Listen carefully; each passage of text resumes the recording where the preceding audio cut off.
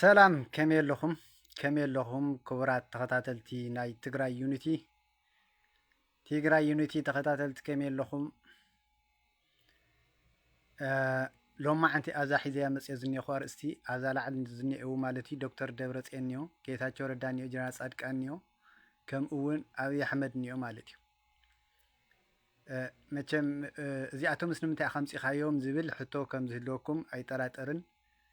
ግን ሓደ ነገር ክንፈልጦ ዝግበአና ነገር ኣሎ ማለት ተጋሩ ከም ተጋሩ ክንፈልጦ ዝግበአና ነገር ኣሎ ማለት እዩ ዝኾነ ይኹን ቃልሲ ዝዕወት ሓቂ ሒዝካ እንተተቃሊስካ እዩ ሓሶት መጀመርያ ሓቂ ክመስል ይኽእል እዩ ግን ኣብ መወዳእታ ሓሶት ፍሹል እዩ ሓሶት ሓሲኻ ክትስዕረ ይትኽእል ሓሲኻ ኣብ መሬት ዘየለ ሓሲኻ ክትስዕረ ይትኽእል እናታይ ንማሊ ሒዘልኩም መፅእ ዘለኹ ከምቲ ትሪእዎም ዘለኹም ኣብ ኢትዮጵያ መጀመርያ ኣብይ ኣሕመድ ስልጣን ክሕዝ ከሎ ልዕሊ ኣብይ ኣሕመድ ተቐባልነት ዝረኸበ ኣብ ታሪክ ኢትዮጵያ ልዕሊ ኣብይ ኣሕመድ ተቐባልነት ዝረኸበ ሰብ ኣይነበረን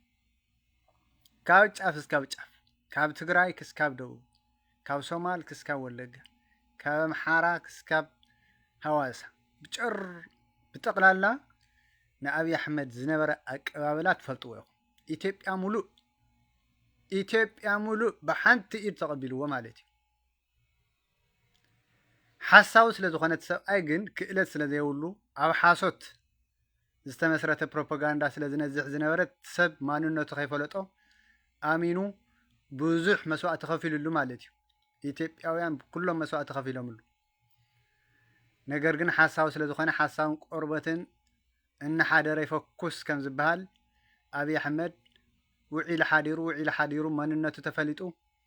ኣብ ልዕሊ ህዝቢ ትግራይ ዝፈፀሞ ጆኖሳይድ ኢትዮጵያውያን ኣብ ትግራይ ጥራሕ ፈፂሙ ሱቕ ክብል መሲልዎም ዝነበረ ትክክለኛ ማንነቱ እቲ ኣብ ትግራይ ዝፈፀሞ ጆኖሳይድ ኣብ ኣምሓራ ኣብ ኦሮሞ ኩሉ ይፍፅመሎ ማለት እዩ ስለዚ እዚ ሰብ እዚ ኣብ ምንታይ ደረጃ ኣሎ ውድቀቱ ኣብ ሰዓት እዚ ውድቀቱ ዘለዎ ውድቀት ትሪእዎ ዘለኹም ብኩለን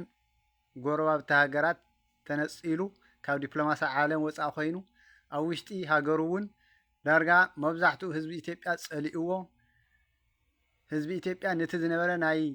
ኢህወደግ ስርዓት ዝናፍቀሉ ግዜ በፂሕና ብዙሕ ንርኢ ኣለና ማለት እዩ ካብዚ ብምቕፃል እንታይ የኽብለኩም ኣብዞም ሰለስተ ላዕለዎት ጀነራል ጻድቃንን ጌታቸው ረዳን ዶክተር ደብረፅዮንን እዚኦም ቶም ኣብ ትግራይ ኣብ ቅድሚት ኮይኖም ኣብ ትግራይ ሓድነቶም ሓልዮም ንትግራይ ዝቃለሱ ዝነበሩ ሰባት እዮም ህዝቢ ትግራይ ልክዕ ከምቲ ህዝቢ ኢትዮጵያ ንኣብይ ኣሕመድ ዝነበሮ ኣቀባብላ ዝነበሮ ድጋፍ ህዝቢ ትግራይ ነዞም ኣብ ላዕሊ ዝነው ኣመራርሓ ትግራይ ገሊኦም ዝነበሩ ገሊኦም ኣክቲቭ ዘለዉ ማለት እዩ ብሓንቲ ዓይኒ እዩ ዝድግፎም ነይሩ ማለት እዩ ዶክተር ደብረፅዮን ጌታቸው ረዳ ከምኡ እውን ጀነራል ጻድቃን ብሓንቲ ዓይኒ ይድግፎም ነይሩ ህዝቢ ትግራይ ማለት እዩ ብሓንቲ ዓይነት ክብሪ ሂቦም ነይሩ ንኩሎም ማዕረ መራሕቲ እዮም ኢሉ እምነት ሂቡ ከሳግሩኒ እዮም ኢሉ እምነት ሂቡ ናብ ሓላፍነት ኣውፅዎም ማለት እዩ ህዝቢ ትግራይ ማለት እዩ ካብኡ ልክዕ ከምታ ናይ ኣብይ ኣሕመድ ዝነበረት ድጋፍ ድሓር ናትሸርሸረት ዝመፀት ምክንያቱ ህዝቢ እንታይ እዩ ዝደሊ ተግባር እዩ ዝደሊ መልሓስ ጥራሕ ዘይኮነ ብተግባር ትዛረቦን ትትግብሮን ነገር ስለ ዘመዛዝን ኣብ መወዳእታ ተግባር ዘይብልካ እንድሕር ኮንካ ወይ ከዓነ ተንኮላት ትተንግሱ ኢልካ ማለት ሕማቕ መንገድታት ትኸይድ እንድሕር ኮንካ ብኣፍካ ፅቡቕና ትዛረብካ ብተግባር ሕማቕ ትሰርሕ እንድሕር ኮንካ ያው ተግባራትካ ናተቃልዕ እዩ ዝኸይድ ማለት እዩ ስለዚ እዞም መራሕትና እዮም ኢሉ ህዝቢ ትግራይ ብማዕረ ዓይኒ ዝሪኦም ዝነበረ ኣብቲ ናይ መኸተ ግዜ እውን ኩሎም ብማዕረ ንህዝቢ ትግራይ ቃልሲ ዝተቃለሱ ድሕሪ ውዕሊ ፕሪቶርያ ዝመፀ ኣፈላላይ ዶ ገለመለ ዶ ዝበሃል ነገር ከምቲ ትሪእዎ ዘለኹም ሕዚ እታ ኣብ ኣብይ ኣሕመድ ዘጋጠመት ኣብ ትግራይ ከዓ ኣብ ልዕሊ ጀነራል ጻድቃንን ጌታቸው ረዳን ኣጋጢማ ማለት እዩ ስለዚ ነዞም ብሓቂ ዘይቃለሱ ወይ ከዓነ በቃ ብህልኽ ብዝኾነ ስምዒት ናብ ጉጉይ መንገዲ ዝኸዱ ሰባት መሪሕነት ብቑዓት ዘይኮኑ ሰባት ምዃኖም ኢና ነረጋግፅ ማለት ስለዚ መሪሕነት ብስምዒትካ ብናይ ባዕልካ ስምዒት ዘይኮንካ ትኸይድ ናይ ህዝቢ ስምዒት ኢኻ ትርኢ ናይ ባዕልካ ኣይኮንካን ንስኻ ምስ ደብረፅዮን ንስኻ ምስ ሕወሓት ስለ ዝተባእስካ ወይ ከዓነ ካብቲ ውድብ ስለ ዝተባረርካ ወይ ከዓነ ሕዱር ቂም ስለ ዘለካ ምስቲ ውድብ ናይ ባዕልካ ቂም ክትዋፃእ ዘይኮንካ ክትሰርሕ ዘለካ ህዝቢ ሓላፍነት እንድሕር ሂቡካ ሓላፍነትካ እቲ ህዝቢ ዘሸከመካ ሓላፍነት ኢኻ ትርኢ ህዝቢ ትግራይ እንታይ እዩ ዝደሊ ህዝቢ ትግራይ ድልየቱ እንታይ እዩ ዝብል እቲ ግዜ ዘይህብ ናይ ህዝቢ ትግራይ ዝጠልቦ ሕቶ ንሱ ኢኻ መጀመርያ ክተምፅእ ዘለካ ማለት እዩ ስለዚ ጀነራል ጻድቃንን ጌታቸው ረዳን ናይዚ ኩሉ ህዝቢ ታሪክ ቃልሲ ንድሕሪት ከምኩኑ ናብ ኣብይ ኣሕመድ ወገን ተሰሊፎም ምኻዶም ናይ ባዕልቶም ውድቀት እዩ እዚ ህዝቢ ትግራይ በዲልዎም ውድብ በዲልዎም ገለመለ ዝበሃል ነገር የለን ባዕሎም ብስምዒት ብህልኽ መቸም ህልኸኛ ኩሉ ግዜ ወዳቕ እዩ ህልኽ ንማንም ኣይጠቅምን ስለዚ ዶክተር ደብረፅዮን ምስማዓት ፀግማቱ ቢያንስ ብዝተወሰነ መልክዑ ናይ ህዝቢ ሕቶ ሒዙ ስለ ዝኸደ ግን ኣቦትኡ ኣፍታ ክብሮ ኣሎ ማለት እዩ ስለዚ ካብ ህዝባውነት እንድሕር ወፂኻ ዋላ ሓደ ጀነራል ኩን ቀዳማይ ሚኒስተር ኩን ፕረዚዳንት ኩን ዝኾንካ ኩን ካብቲ ናይ ህዝባውነት መስመር እንድሕር ወፂኻ ዋላ ሓደ ክብሪ ዝበሃል የብልካን እንትበሃል ተሎ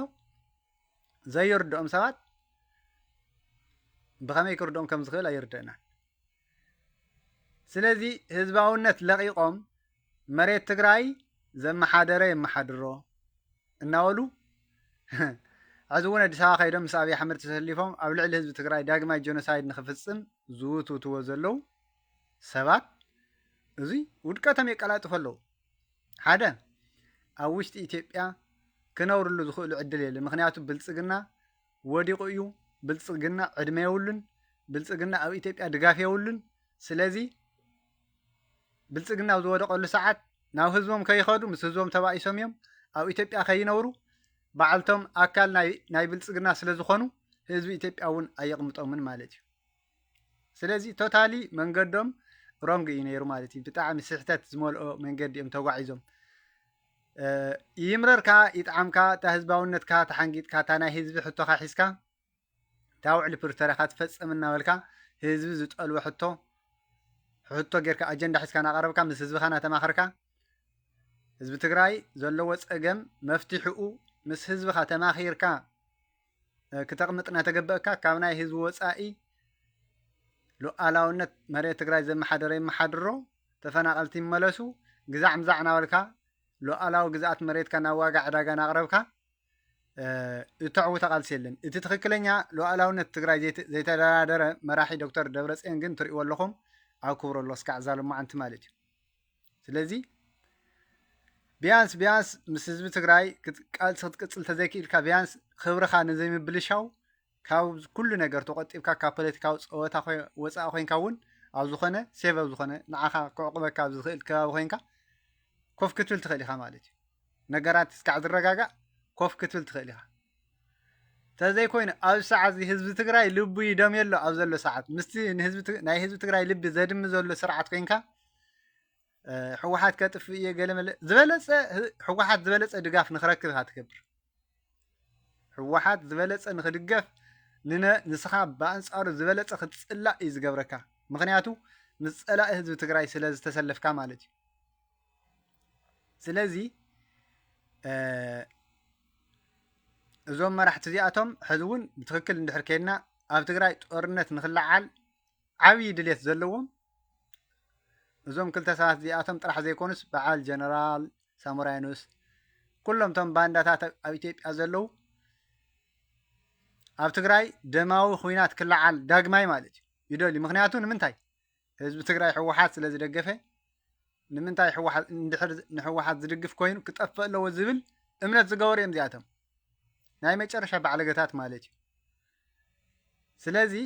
ኣይሳኽዐሎምን እዚ ኣይሳኽዐሎምን ዘይሳኻዕ ኣጀንዳ ሒዝካ ንባዕልካ ንነብስካ ናዋረድካ ምውዓል ትክክል ስለ ዘይኮነ ኩልና ተጋሩ መዐቀኒና እንታይ እዩ ረብሓ ህዝቢ ትግራይ ስለ ሕወሓቴ ስለ ገለመለ ንሱ ዳሕራይ ዝመፅእ ነገር እዩ ህላወ ህዝቢ ትግራይ እዩ ዘድልየና መጀመርያ ዝኾነ ይኹን ትግራዋይ ህላው ከረጋግፅ ኣለዎ መጀመርያ ሉዓላዊ መሬቱ ሰላማዊ ናይ ፀጥታ ኩነታቱ ውሕስ ክገብር ኣለዎ ብድሕሪኡ ደስ ዝበለ ሓሳብ ሒዙ መፅኡ ይወዳደር ሓሳብ ሒዙ ተዓዲ ዝመርሐ ይምራሕ እያ ዘሰነፈ ይምራሕ እያ ዲሞክራሲያዊ ብዝኾነ መንገዲ ማንም ሰብ ካብ ሕጊ ወፃእ ብዘይትንከፈሉ መንገዲ መረፃ ተገይሩ ንህዝቢ ትግራይ ክመርሕ ዝኽእል ኣካል ክመፅእ ይኽእል እንተዘይኮይኑ ምስ ኣብይ ኣሕመድ ተሰሊፍካ ብሓይሊ መፂኻ ንህዝቢ ትግራይ እንበርኪኽካስ ኣብ ትግራይ ስልጣን ክትሕዝ ሼም ኦን ዩ ሼም ኦን ዩ ቴንክ ዩ ብጣዕሚ እየ ለመስግን እዚኣ ነይራ ሓበሬታ ኣብ ካሊእ ግዜ ብካሊእ ሓበሬታ ክመፀኩም እየ ያላ ሼር ግበርዋ ላይክ ግበርዋ ናብ ኩሉ ትግራዋይ ትብፃሕ